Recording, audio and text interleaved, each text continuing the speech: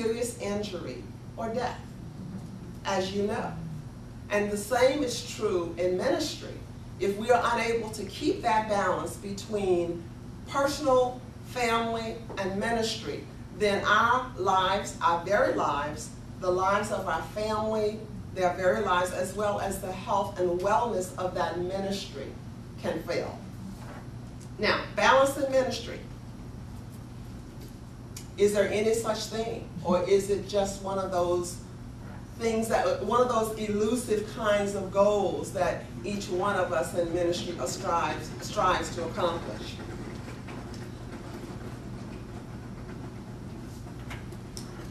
Let's talk about burnout. The social work definition, and I'm a social worker, I'm a licensed clinical social worker, all right? The definition is frustration. The person becomes bored, unmotivated, and uncreative, and is often unresponsive to improved conditions. In other words, when a person is burnt out, there's not much you can do to please them at that point until they can take a journey away from that situation and allow themselves to be healed. Once they're burned out, it's like you're almost beating a dead horse. It is considered an emotional exhaustion or compassion fatigue. Dr. Archibald Hart is a well-known Christian counselor, and he describes it as compassion fatigue. Another definition of burnout is a state of physical, emotional, and mental exhaustion marked by physical depletion and chronic fatigue. Now you will get this in your handouts. Feelings of helplessness and hopelessness and a real negative self-concept, a real negative attitude. You know, many of those descriptives are descriptives of chronic or of clinical depression, which I, as a clinical social worker, can diagnose. Point 4 I want to make. If you do not have boundaries, you will be out of balance, and guess what will happen? You will burn out. Okay. So, no boundaries, no balance equals burnout. Men and women burn out in ministry all the time. I can think of a few pastors that have closed their doors because they burned out. I know a few. I have, most of my friends are pastors. One of them closed their doors a few years ago. Another couple, they're struggling because they don't get a break. They're small ministries, and for whatever reason, God has allowed that ministry not to, skyrocket in terms of numbers, and they're burning out because they're not having people to come alongside them to do the work of the ministry. And when a pastor, when a missionary, when a ministry leader fails, then that family is suffering along with them. Can you imagine what it's like? We'll take a man for example. He is called to be a pastor, he's called to minister the word, and he burns out, and he defaults on the call of God on his life. Can you imagine what it's like for him to live with himself? And can you imagine what it's like for his wife and his children to live with him? Can you imagine if you as a woman, if you are a pastor, and for whatever reason you default on that call on your life, can you imagine what it would be like to live with yourself? And for your husbands and your children and your grandchildren to live with you? That's a painful thing. Let's talk a minute about stress.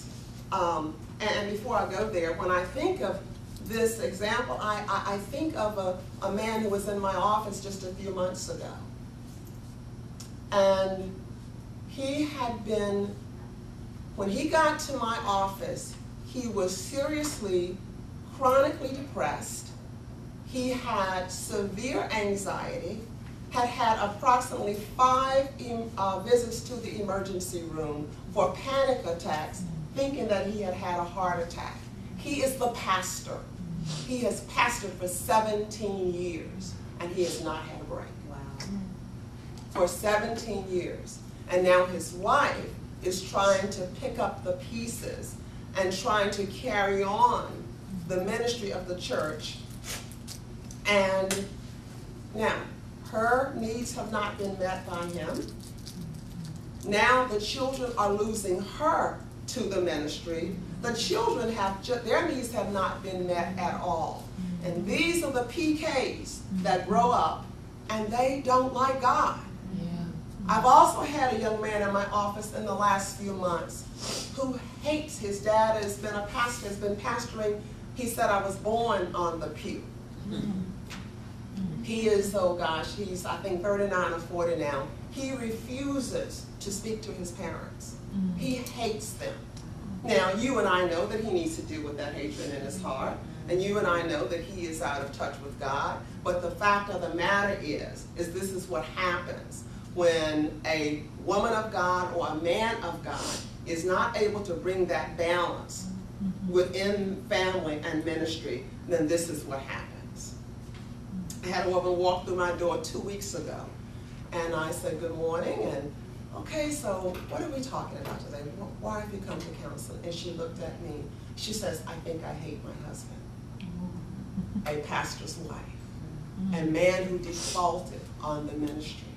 Got out of the ministry 13 years ago, and he has been hell to live with ever since. The children are teenagers. They were little ones when he came out of the ministry. No relationship with himself, no relationship with God. His wife says, I think I hate him, and the children don't know him.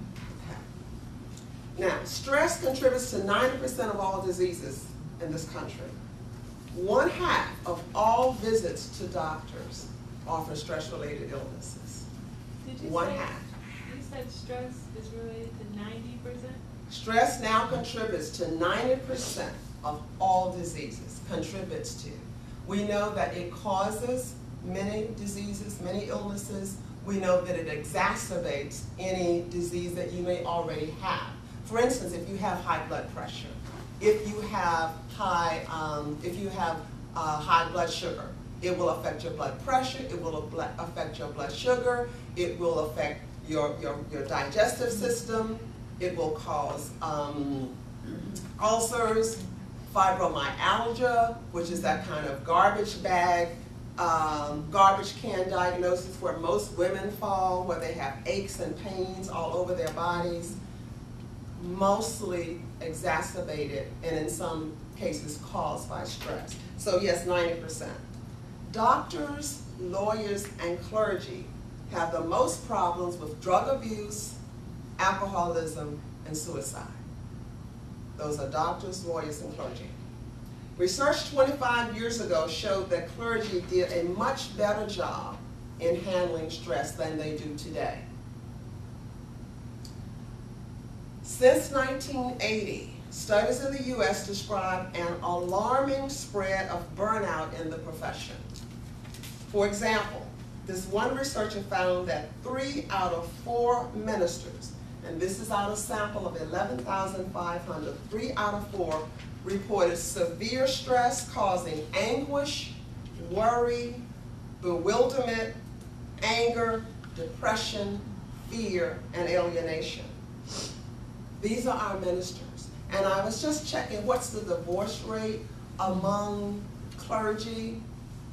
It's an alarming. I mean, the clergy is getting divorced pretty much consistent with the general population. Now, we know the divorce rate among Christians is in some cases higher than the actual atheist.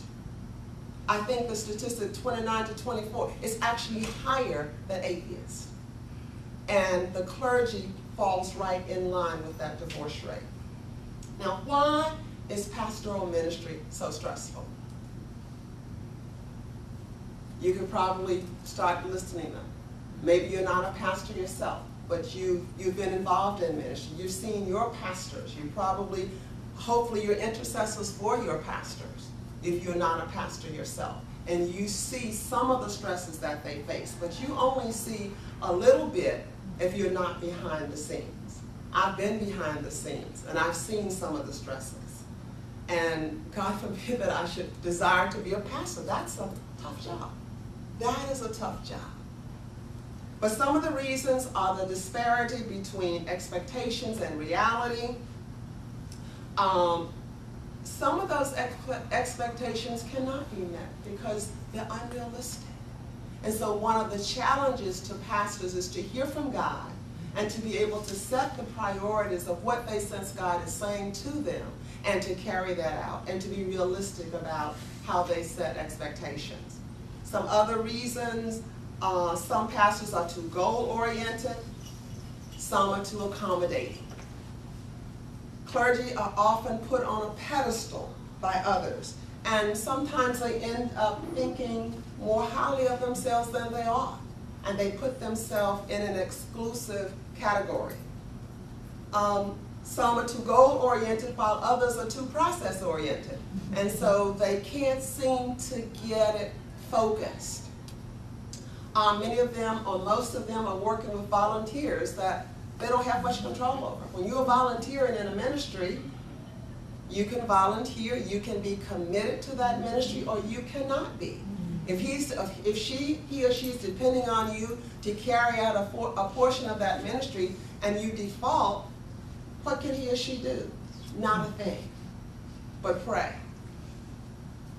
Lack of clearly defined boundaries, confusion about their role, identity. So many pastors or ministers, they identify with ministry. They don't really have a concept of who they are, separate and apart of the ministry that they are carrying out. Time management issues is another reason. And if you're full-time in ministry, you've got more time than most of us. It's how you manage that time. Most of us get up and go to work at 7, 8, 9, and we work an 8-hour day, circumscribed by someone else. But if you're full-time in ministry, you get to set your own time frames, you get to set your own schedules. But most do poorly with that. And I could go on down the list, but I'm going to move on, and I'll make sure that you get those in your handouts. In general, people helpers, like pastors, like ministers, like counselors, we get people when they are in a crisis time in their lives.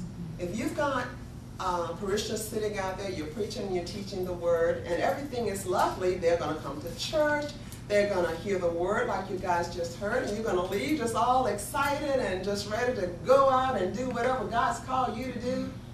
But when you call on that pastor or that ministry leader, it's when you're in crisis. It's when your mother is sick and dying, your husband is acting unholy. It's when your children are giving you a very difficult time. It's when the finances fall apart. It's when the house burns up. It's when your body is attacked with disease. So we're getting people at a time when they are at their lowest. I don't see people when they're happy. I had one client who had been to see me about, a dozen sessions, and God has just done awesome things in her life. And the last 2 sessions she came, she was in such a happy state. I said, well, gee, you know, I'm so happy that God has moved, but I guess we can't really justify your coming back to counseling. But I had to see her at least a second time while she was happy, because at least I got the enjoyment of seeing what God had done in her life. If you are a ministry leader, if you are a pastor, then for your own sake, you need to